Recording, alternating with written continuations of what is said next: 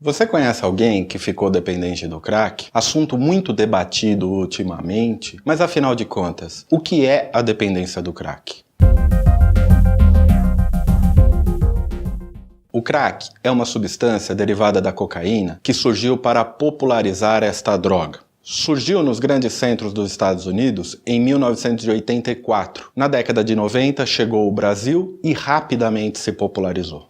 Ao serem acesas, as pedras emitem um som característico, daí o nome, crack.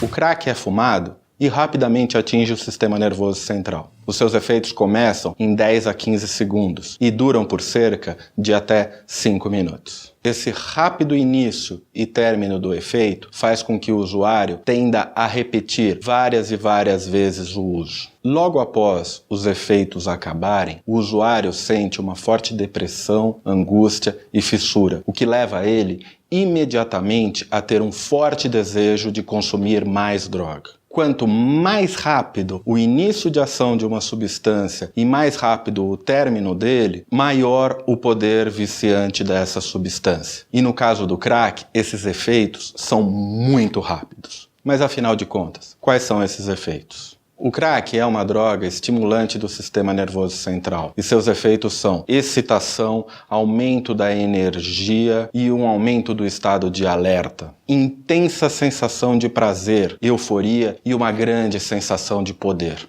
Alterações da senso-percepção, por exemplo, ter a sensação de estar sendo vigiado ou perseguido, o que é chamado popularmente de paranoia ou mesmo noia. Alucinações auditivas, que são ouvir vozes ou barulhos que não existem. Quais são os efeitos do crack a longo prazo? Após algumas vezes que o indivíduo faz uso da substância, ele se torna dependente dela. E, quando não está em uso, sente uma forte depressão, apatia e angústia, o que leva ele a ter uma forte fissura para usar mais droga. E no caso do crack, essa fissura é avassaladora. O aumento do metabolismo e da atividade associada à falta de apetite leva o indivíduo a um rápido emagrecimento, muitas vezes levando a um caso de desnutrição. Problemas respiratórios como tosse, falta de ar, dor no peito são muito frequentes, pois a droga é fumada em altas temperaturas e muitas vezes em condições de higiene precárias. Associado à queda de imunidade que o paciente tem, isso pode levar a contrair doenças infecciosas do pulmão, como tuberculose e pneumonia. Outras doenças infecciosas também podem aparecer. O crack diminui a imunidade da pessoa e essa pessoa fica mais suscetível a ter várias infecções. Doenças sexualmente transmissíveis são muito frequentes, pois é comum ter relações sexuais sem a prevenção adequada sob o efeito do crack. O crack agride o cérebro da pessoa e pode levar a ter várias complicações neuropsiquiátricas, como psicose, depressão, convulsões e prejuízos cognitivos, ou seja, relacionados à atenção, memória e capacidade de organização. Como o crack interfere em como o indivíduo processa os neurotransmissores, o corpo vai se acostumando e o indivíduo vai precisando cada vez de mais e mais droga para se sentir apenas normal. Com o passar do tempo, toda a energia da vida daquela pessoa está focada apenas no uso do crack e os seus pensamentos apenas voltados em como conseguir mais droga. Com isso, os dependentes de crack perdem o interesse em outras áreas da vida, como cuidados pessoais e até mesmo alimentação. Quando o efeito da droga passa,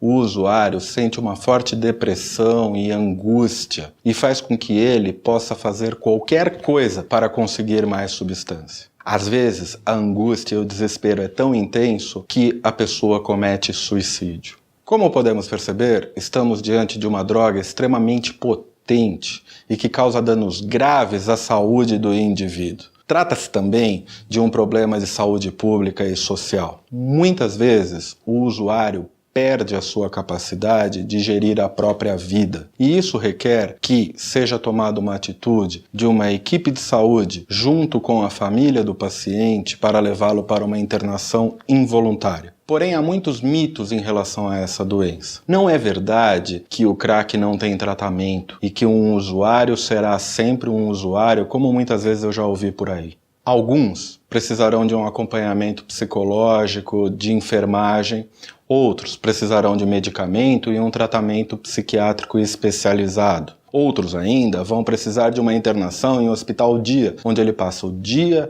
no hospital e volta para casa no final da noite. E outros ainda vão precisar de uma internação integral. Mas isso é discutido caso a caso. Se você conhece alguém ou tem um familiar dependente de crack, procure ajuda. Existem os Centros de Atenção Psicossocial de Álcool e Drogas, os CAPS-AD, em cada região. E eles podem orientar as famílias e os amigos a como levar o dependente para o tratamento. Se você é dependente do crack, não desanime. Estamos diante de um problema sério, mas que há tratamento. Busque apoio psicológico, busque o tratamento especializado, frequente grupos de mútua ajuda como os Narcóticos Anônimos, o NA, e busque a sua reintegração na sociedade. Este é o canal Doutor Ajuda e tem o objetivo de te transformar em um paciente mais bem informado para uma consulta médica.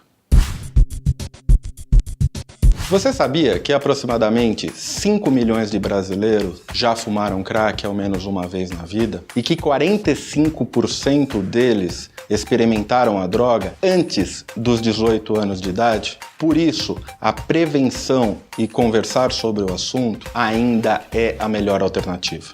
Você está gostando do canal Doutor Ajuda? Então se inscreva no canal, deixe seus comentários e curta os vídeos. E principalmente, não esqueça de compartilhar com seus amigos e familiares.